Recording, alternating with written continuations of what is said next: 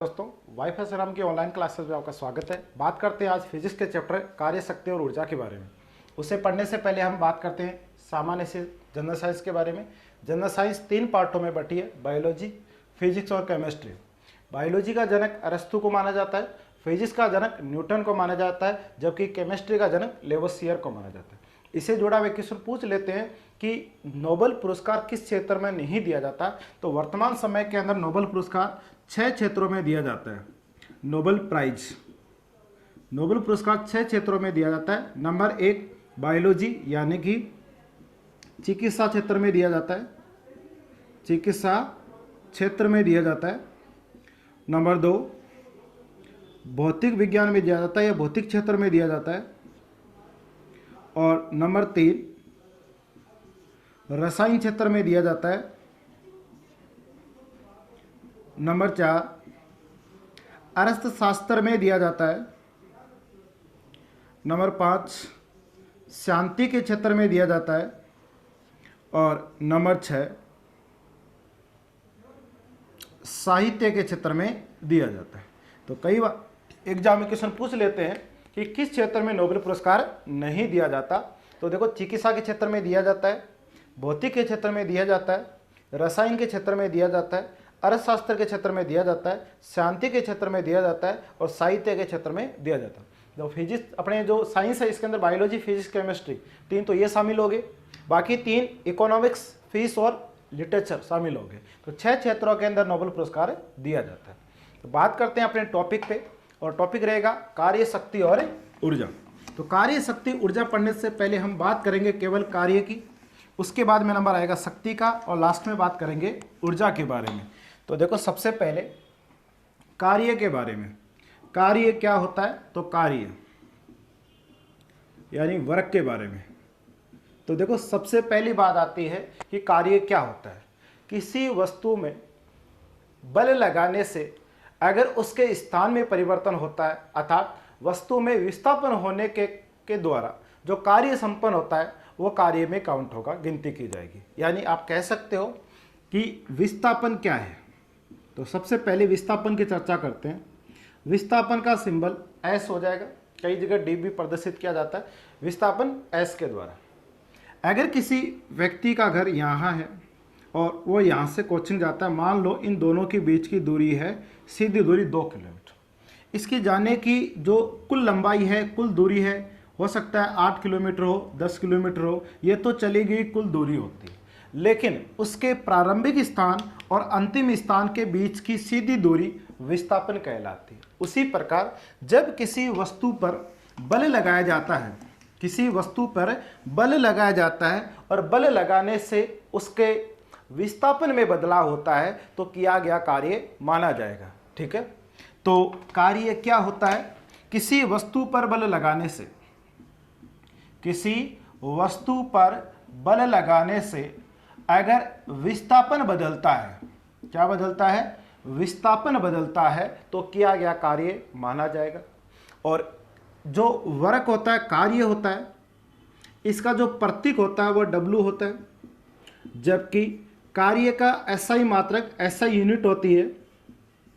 ठीक है, SI unit इसकी जूल होती है। अब कार्य करने के आधार पे कार्य 3 भागों में बटा होता है। जब विस्थापन बल की दिशा में हो, जब विस्थापन बल की दिशा में नहीं हो, तीसरा गुरुत्वीय बल के प्रभाव में कोई कार्य किया जाता है।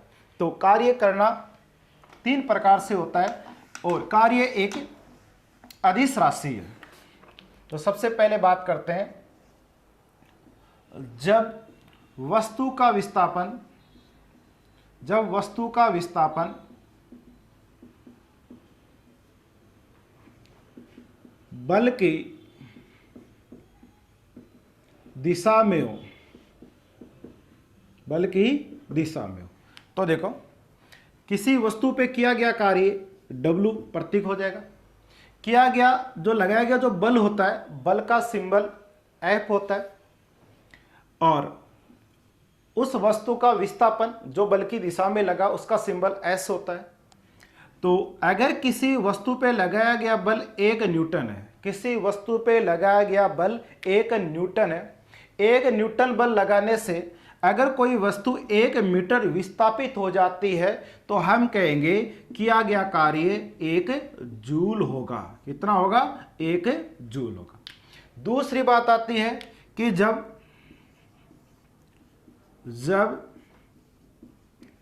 वस्तु का विस्थापन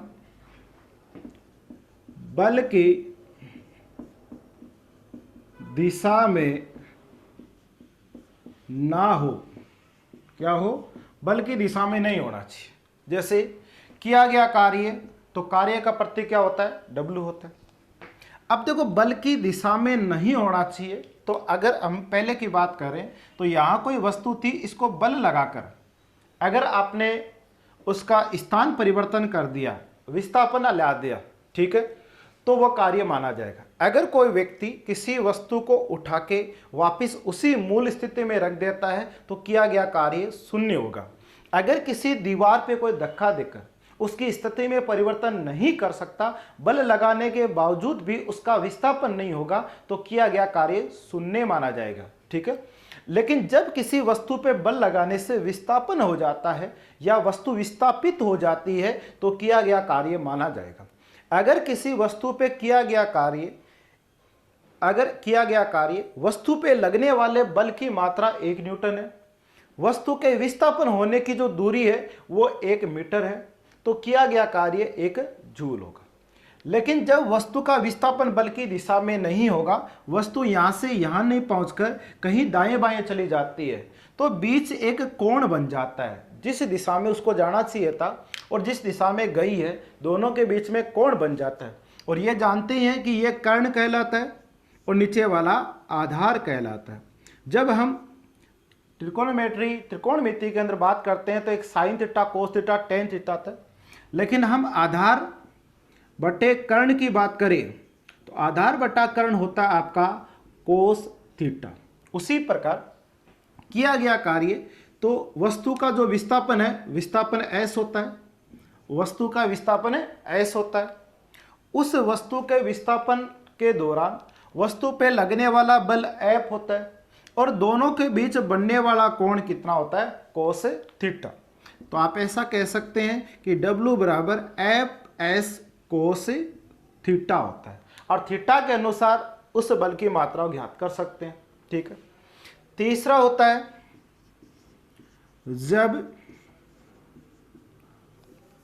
जब विद्युत क्षेत्र गुरुत्वीय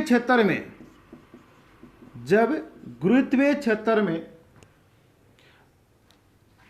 बल के प्रभाव में किया गया संपादित कार्य, अगर किसी गुरुत्वीय बल के अंदर कोई काम होता है तो वो कितना होगा?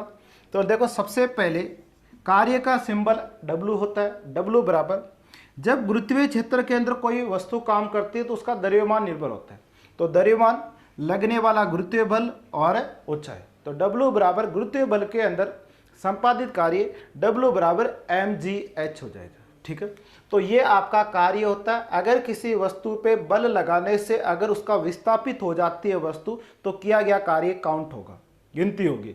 लेकिन जब वस्तु के विस्थापन नहीं होगा तो किया गया कार्य शून्य माना जाएगा। ये तो होता है कार्य।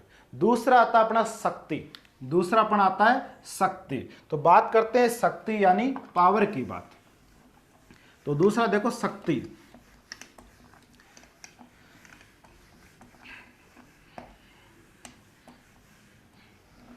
सबसे पहले शक्ति क्या होती है? शक्ति को पावर बोला जाता है।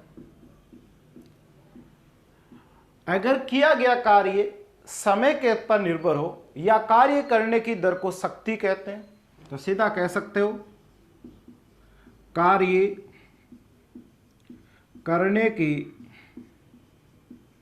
दर को शक्ति कहते हैं। कार्य करने की दर को शक्ति कहते हैं। जैसे आपने किया गया कार्य शक्ति यानी P बराबर किया गया कार्य बटे समय। किया गया कार्य का मात्रक जूल होता है, समय का मात्रक सेकंड होता है।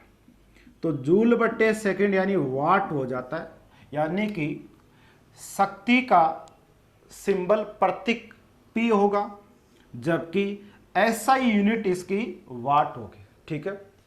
इसके अलावा शक्ति के कुछ अन्य मात्रक भी होते हैं। शक्ति के अन्य मात्रों के अंदर वाट आ जाएगा, इससे बड़ा किलोवाट हो जाएगा, इससे बड़ा मेगावाट हो जाएगा, इससे बड़ा गीगावाट हो जाएगा और इससे बड़ा HP हो जाएगा। ठीक है। बात करें कि ये किस में काम लेते हैं, तो मशीनों की शक्ति को मापने के लिए वोट से बड़ा किलोवाट हो जाएगा, मेगावाट हो जाएगा, गीगावाट हो जाएगा और HP हो जाएगा, हॉर्स पावर हो जाएगा। 1 किलोवाट में 1000 वाट होता है। 1 किलोवाट में 1000 वाट होता है। अगर 1 HP की बात करें तो 1 HP में 746 वाट होता है। कितना होता है? 746। अगर इसको किलोवाट में देखा जाए तो 1 HP बराबर 0.746 किलोवाट होता है। कितना होता है? 1 HP बराबर 1 हॉर्स पावर बराबर सीधा सा बोला जाए तो 746 वाट होता है। जबकि इसको किलोवाट में देखा जाए तो 746 की जगह 0.746 किलोवाट होता है। 1 किलोवाट के अंदर कितना होता है? तो 1 किलोवाट में एक यूनिट होता है। देखो, 1 किलोवाट पर घंटा, इसके बराबर 1 यूनिट। आप ऐसा कह सकते हो कि हमारे पास एक उपकरण है, वो 1 किलोवाट का है। अगर वो लगातार 1 घंटे तक चले तो उसके द्वारा विद्युत खर्च निकलेगा वो 1 यूनिट निकलेगा। ठीक है। इस 1 किलोवाट को हम 1000 वाट लिख देते हैं और घंटे को मिनटों में चेंज कर देंगे तो 1 घंटे में 60 मिनट और 1 मिनट में 60 सेकंड, तो वाट W हो जाएगा। समय का मात्रक सेकंड होता है। इसको हम 36, 6 को 6 से गुणा किया, 36, 3 और 2 50, तो 36 लाख वोट इंटू सेकंड हो जाएगा। अगर हम इसको छोटे रूप में लिखा जाता है तो 36 लाख को हम 3.6 गुणा 10 की पावर 6 जूल कह सकते हैं, यानी 1 किलोवाट घंटा बराबर 3.6 10 की पावर 6 जूल होता है। क्या होता है? 6 जूल होता है। तो 1 किलोवाट बराबर 3.6 10 की घात 6 जूल होता है। ये आपके जूल की बात है।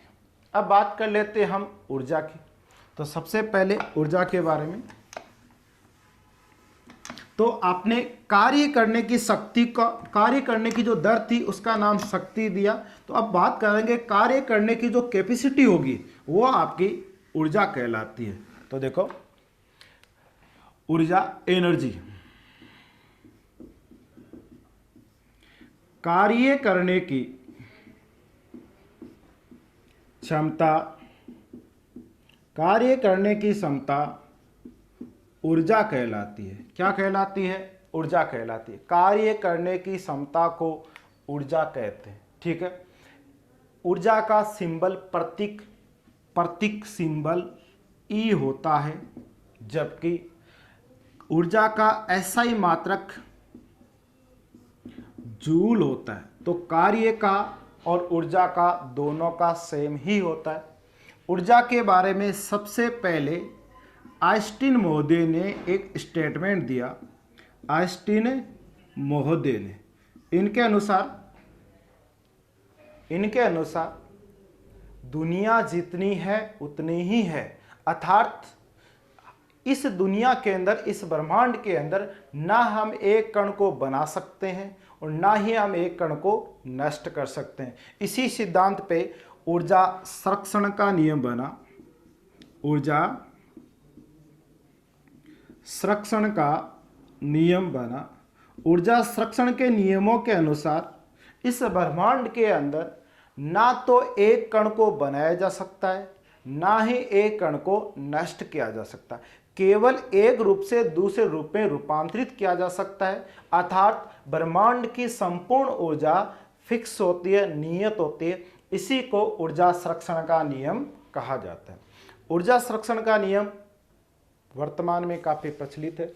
बात करते हैं कि किस युक्तियों के माध्यम से इनका ऊर्जा संरक्षण का नियम लागू रहता है। तो बात करेंगे ऊर्जा के रूपांतरण की युक्तियां। ऊर्जा के रूपांतरण की युक्तियां, किन किन युक्तियों के माध्यम से ऊर्जा का रूपांतरण होता है? तो ऊर्जा के रूपांतरण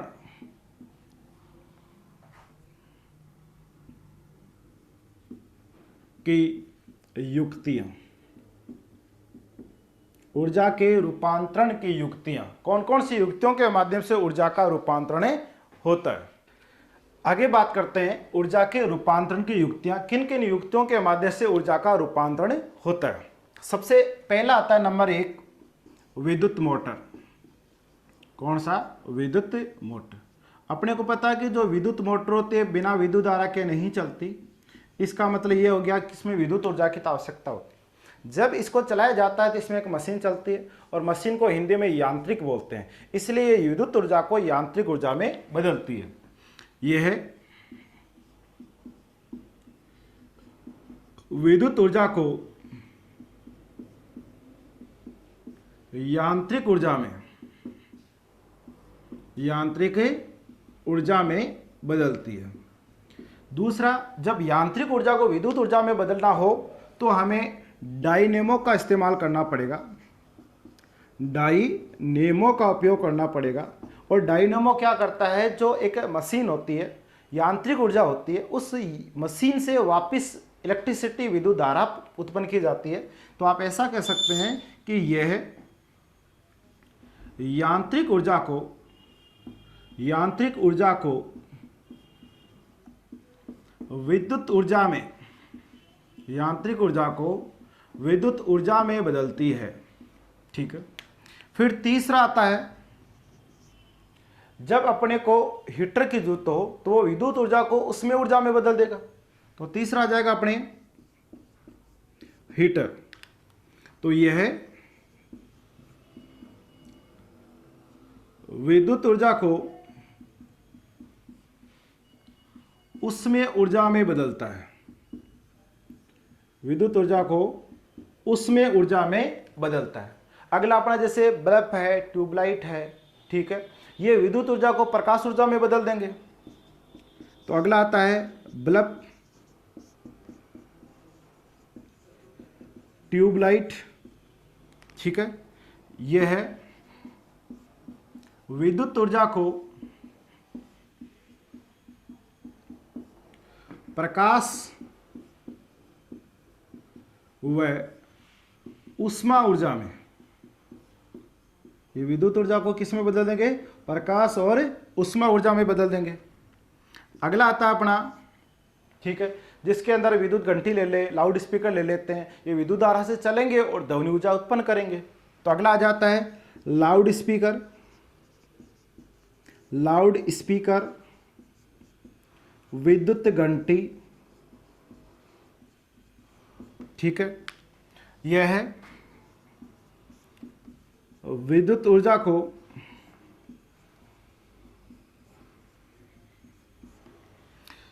लाउड स्पीकर व विद्युत घंटी की बात करें तो यह विद्युत ऊर्जा को ध्वनि ऊर्जा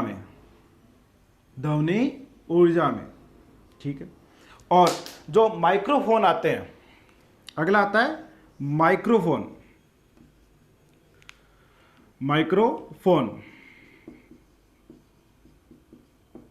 और जो माइक्रोफोन होते हैं तो यह है उल्टा काम करेंगे, पहले से लाउड स्पीकर से जस्ट रिप्लाई हो जाएगा इसके। तो ये ध्वनि ऊर्जा को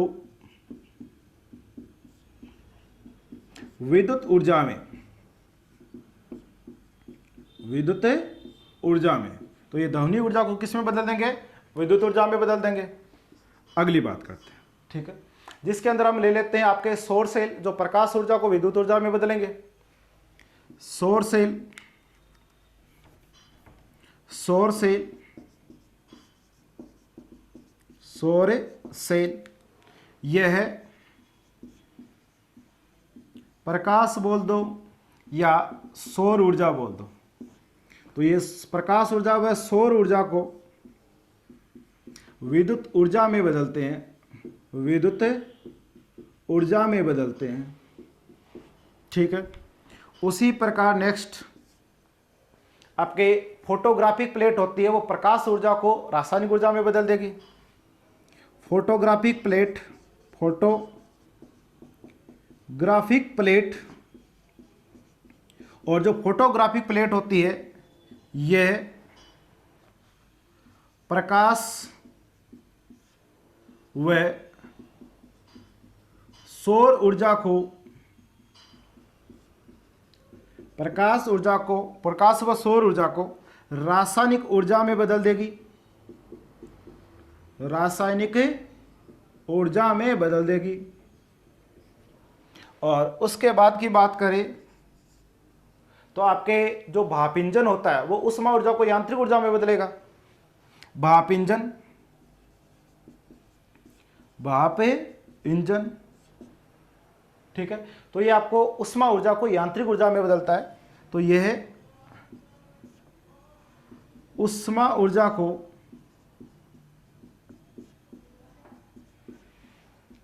यांत्रिक ऊर्जा में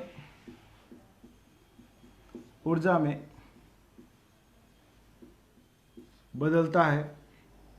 उसके बाद की बात करें तो भाप इंजन के बाद में अगला लेते हैं जैसे कोयले का जलना, यह रासायनिक ऊर्जा को आपका रासायनिक ऊर्जा को प्रकाश ऊर्जा में बदल देगा।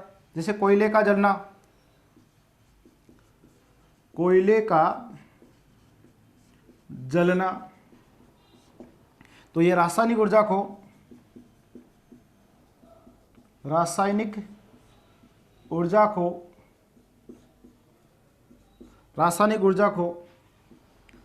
ऊष्मा व प्रकाश ऊर्जा में बदलता है। अगला ले लेते हैं हम, जैसे आपके प्राथमिक सेल है तो ये रासायनिक ऊर्जा को विद्युत ऊर्जा और प्रकाश ऊर्जा में बदल देंगे। ठीक है। प्राथमिक सेल, तो प्राथमिक सेल क्या होते हैं? केमिकल से चलते हैं, तो रासायनिक ऊर्जा, और ये रासायनिक ऊर्जा को चेंज करेंगे किसमें? प्रकाश में भी चेंज कर देंगे और विद्युत में भी चेंज कर देंगे, तो विद्युत ऊर्जा में बदल जाएगा। तो रासायनिक ऊर्जा से प्रकाश व विद्युत ऊर्जा। इसी प्रकार जैसे चलता हुआ जो इंजन उसके ब्रेक लगाते हैं तो यांत्रिक ऊर्जा से ऊष्मा ऊर्जा में बदल जाएगा। अगला, चलते इंजन के ब्रेक लगाना, चलते इंजन के ब्रेक लगाना। जब चलते हुए इंजन के ब्रेक लगाते हैं तो चलती हुई मशीन, और मशीन को हिंदी में कहते हैं यांत्रिक, तो कौन सी ऊर्जा होगी? यांत्रिक ऊर्जा। और यांत्रिक ऊर्जा होगी तो ब्रेक लगाने पे जो मशीन होती है, गाड़ी होती है, वो हीटिंग करती है तो ऊष्मा ऊर्जा में बदल जाएगी। और लास्ट एक और ले लेते हैं आपके, ऊंचाई से गिरती हुई वस्तु, जो भी ऊंचाई से गिरती हुई जो वस्तु होती है, ऊंचाई से गिरती हुई वस्तु, ऊंचाई से गिरती हुई वस्तु, अगर किसी ऊंचाई से कोई वस्तु गिरेगी तो पहले तो उसकी स्थिति में परिवर्तन आएगी। जब स्थिति में परिवर्तन आती है तो उसे कहेंगे स्थितिज ऊर्जा, स्थितिज ऊर्जा। और फिर वो गतिशील बन जाएगी, इसलिए उसमें हो जाएगी गतिज ऊर्जा।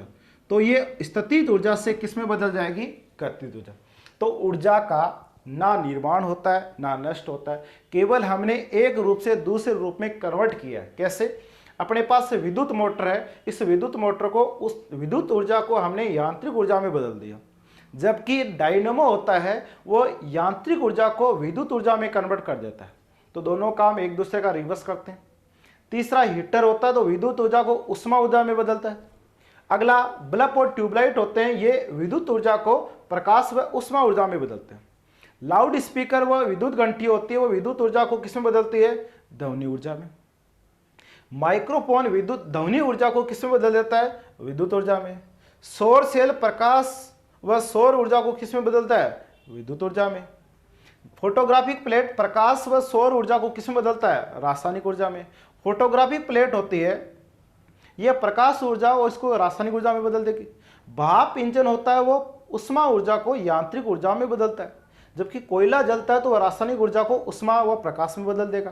प्राथमिक सेल रासायनिक ऊर्जा को प्रकाश व विद्युत ऊर्जा में बदलते हैं। इसी प्रकार चलते हुए गाड़ी के या इंजन के ब्रेक लगते हैं तो यांत्रिक ऊर्जा उष्मा ऊर्जा में बदलती है।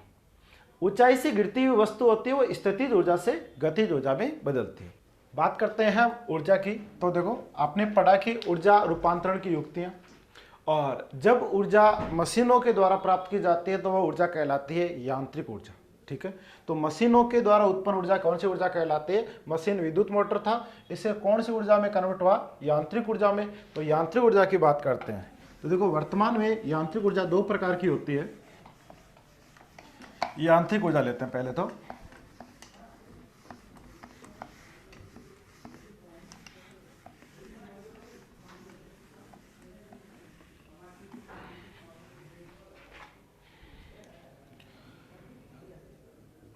यांत्रिक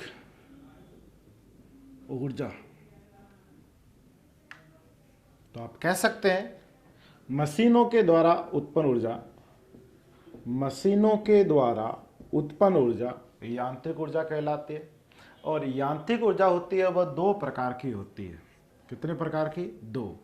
एक को बोलते हैं गतिज ऊर्जा, गतिज ऊर्जा। दूसरे को बोला जाता है स्थितिज ऊर्जा, स्थितिज ऊर्जा। एक काइनेटिक एनर्जी हो जाएगी, दूसरी फोनेटिक एनर्जी हो जाएगी। तो बात करते हैं पहले गतिज ऊर्जा क्या होती है, बाद में बात करेंगे स्थितिज ऊर्जा क्या होती है। तो सबसे पहले हम ले लेते हैं गतिज ऊर्जा। यांत्रिक ऊर्जा का पहला पार्ट ले लेते हैं और नाम होता है गतिज ऊर्जा, जिसको काइनेटिक एनर्जी बोला जाता है। तो आप ऐसा कह सकते हैं कि किसी भी गतिशील वस्तुओं में गति के कारण जो निहित ऊर्जा होती है उसको गतिज ऊर्जा कहते हैं। तो आप कहेंगे गतिशील वस्तुओं में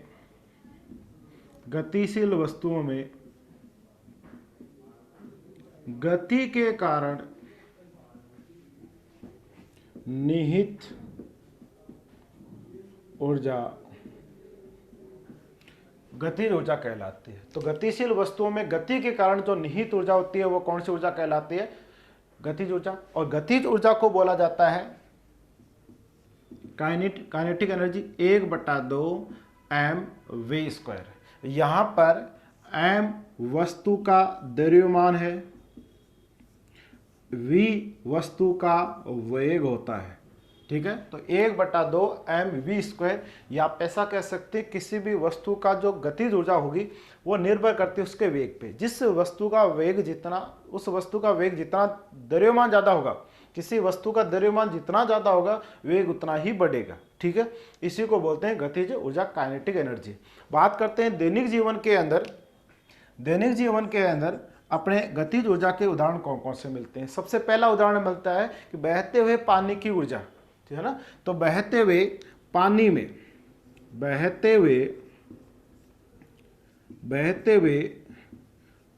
में निहित ऊर्जा, बहते हुए पानी में निहित ऊर्जा होती है, उसको कहते हैं गतिज ऊर्जा। यानी कौन सी ऊर्जा होती है इसमें? गतिज ऊर्जा। दूसरा लेते हैं बहती हुई जो हवा होती है, वायु होती है, उसमें निहित ऊर्जा। तो बहती हुई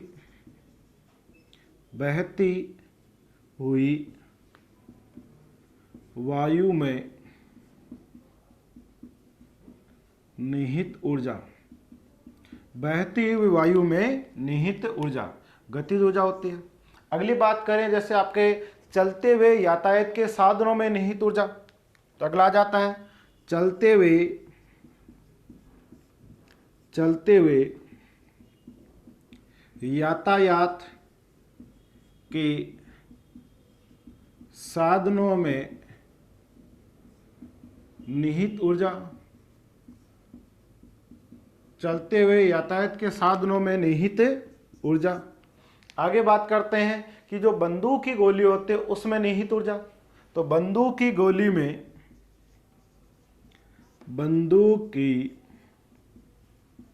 गोली में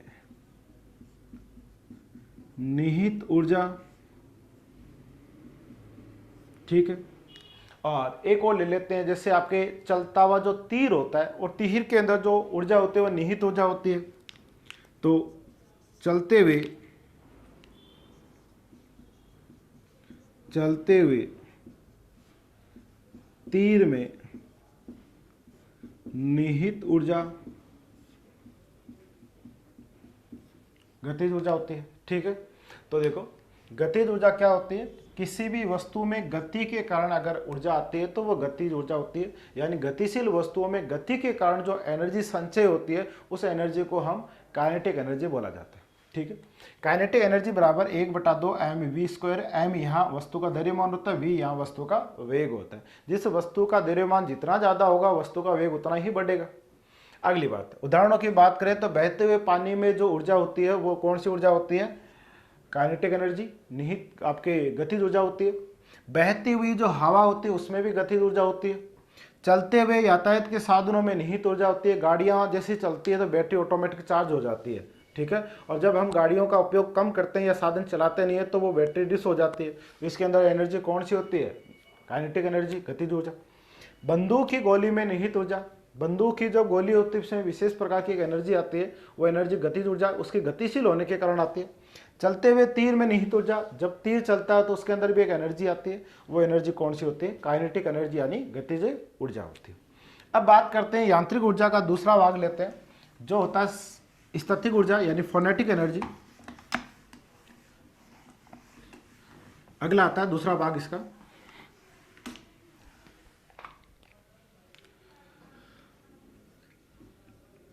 स्थितिज ऊर्जा।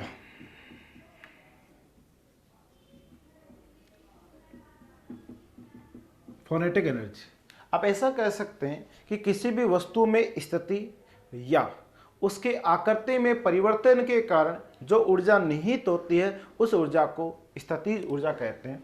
तो देखो इसकी परिभाषा हो जाती है, किसी वस्तु में उसकी स्थिति या आकृति परिवर्तन के कारण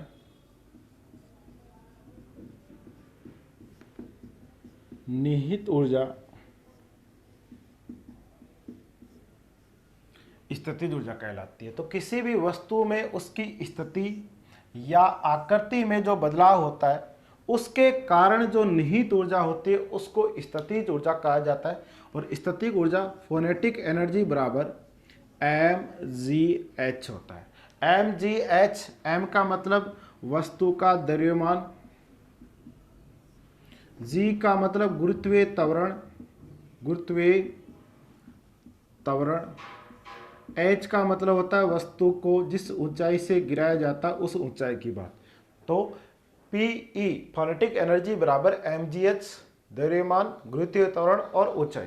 तो आप ऐसा भी कह सकते हैं कि अगर किसी वस्तु को जितनी ऊंचाई पे ले जाया जाता है, किसी वस्तु को जितनी अधिक ऊंचाई पे ले जाया जाता है या ऊपर उठाया जाता है उसके अंदर उतनी ही अधिक स्थितिज ऊर्जा पाई जाती है। दैनिक जीवन की बात करें कि हमारे दैनिक जीवन के अंदर किन के अंदर स्थितिज ऊर्जा देखने को मिलती है, तो सबसे पहले बात आती है बांध होता है।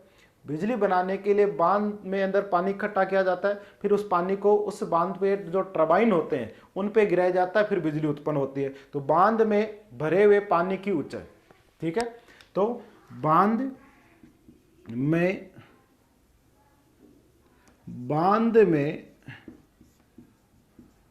भरे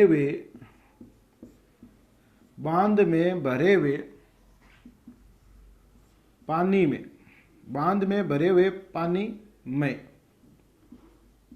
जो निहित ऊर्जा होती है वो आपकी स्थितिज ऊर्जा कहलाती है। नंबर अगर 2 बात करें ठीक है। तो दूसरा लेते हैं कि जब ऊंचाई में या हमारे घरों के अंदर जब ऊपर टंकियां रखी जाती है जिसकी वजह से अपने किचन लेट बाथ में पानी स्पीड से आता है, उसके अंदर भी कौन सी एनर्जी होती है? स्थितिज ऊर्जा। तो हम कह सकते हैं ऊंचाई पर रखी पानी की टंकियों में निहित ऊर्जा, निहित ऊर्जा। ठीक है। तीसरी बात, अगली बात ले लेते हैं। जैसे मान लो कि एक चाबी बनने वाला खिलौना आता है, उस खिलौने को अगर चाबी भर दी जाती है तो वो तेज गति से आगे बढ़ता है। ठीक है। उसमें भी एनर्जी कौन सी होती है? स्थितिज ऊर्जा। तो चाबी वाला खिलौना, चाबी वाला खिलौना, उसमें भी कौन सी एनर्जी होती है? स्थितिज ऊर्जा। अगली बात, चाबी वाली घड़ी, चाबी वाली घड़ी, और जो चाबी वाली घड़ी होती है उसके अंदर भी कौन सी एनर्जी होती है? स्थितिज। चाबी बढ़ने से वह घड़ी काम करने लग जाती है, इस वजह से उसमें कौन सा है? चाबी वाली घड़ी के अंदर स्थितिज ऊर्जा। इसी प्रकार जब धनुष को खींचा जाता है तो धनुष के खींचने से उसकी स्थिति में बदलाव आया, और स्थिति में बदलाव आया तो जो एनर्जी प्राप्त हुई वो एनर्जी कौन सी है? स्थितिज एनर्जी। तो आप ऐसा कह सकते हैं, धनुष को खींचने पर जो ऊर्जा निहित होती है वो ऊर्जा कौन सी होती है? स्थितिज ऊर्जा होती है। इसी प्रकार अपने जो स्प्रिंग है, कौन सा है? स्प्रिंग है, रबड़ है, सीएनजी है, गुलेल है, गुलेल है, इन सभी के अंदर एनर्जी कौन सी होती है? आपके स्थितिज एनर्जी। यानी कि स्प्रिंग को खींचेंगे या स्प्रिंग को दबाएंगे तो स्थिति में बदलाव आएगा और उसमें एक विशेष प्रकार की एनर्जी आएगी। वो एनर्जी क्या कहलाएगी? स्थितिज एनर्जी, स्थिति में परिवर्तन के कारण। उसी प्रकार रबड़ है, सीएनजी है, सीएनजी के जो सिलेंडर होते हैं तो सीएनजी जो गैस होती है उसके अंदर आपके मेथेन गैस होती है, वो दबाव के साथ उसमें डाली जाती है तो सीएनजी। और गुलेल जिसके अंदर हम पत्थर वत्थर जो फेंकते हैं या पत्थर जो फेंका जाता है उसके अंदर जो ऊर्जा होती है वो कौन सी ऊर्जा होती है? स्थितिज ऊर्जा होती है। तो देखो, स्थितिज ऊर्जा यानी फोनेटिक एनर्जी, किसी वस्तु में अगर उसकी स्थिति में बदला जाता है या उसकी आकृति में परिवर्तन किया जाता है तो उसके कारण जो ऊर्जा प्राप्त होती है उससे क्या कहते हैं? स्थितिज ऊर्जा। स्थितिज ऊर्जा बराबर यानी फोनेटिक एनर्जी बराबर mgh होता है। m का मतलब द्रव्यमान होता है, g का मतलब गुरुत्वीय त्वरण होता है, h का मतलब ऊंचाई होता है। बात करें कि दैनिक जीवन के अंदर कहाँ कहाँ काम लेते हैं, तो अगर किसी वस्तु को जितनी ऊंचाई पर उठाया जाएगा उसमें उतनी ही स्थितिज ऊर्जा उत्पन्न होती है। बांध में भरे हुए पानी में निहित ऊर्जा होती है। बिजली पैदा करने के लिए जो बांध होते हैं उसको ऊंचाई पे पहले बांधों को पानी इकट्ठा किया जाता है, फिर टरबाइन पे गिराया जाता है, उसमें स्थितिज ऊर्जा होती है। ऊंचाई पर रखी पानी की टंकियां, जितनी ऊंचाई पे पानी की टंकियों को रखा जाता है उसका वेग उतना ही बढ़ जाएगा, उसमें एनर्जी कौन सी होती है? आपके स्थितिज एनर्जी। चाबी वाला खिलौना होता है, चाबी वाली घड़ियां होती है, दोनों ही क्या होती है? स्थितिज ऊर्जा के उदाहरण है। धनुष को खींचने पे उसके में स्थितिज ऊर्जा आ जाती है, जैसे स्प्रिंग है, रबड़ है, आपके सीएनजी है, गुलेल है, इन सब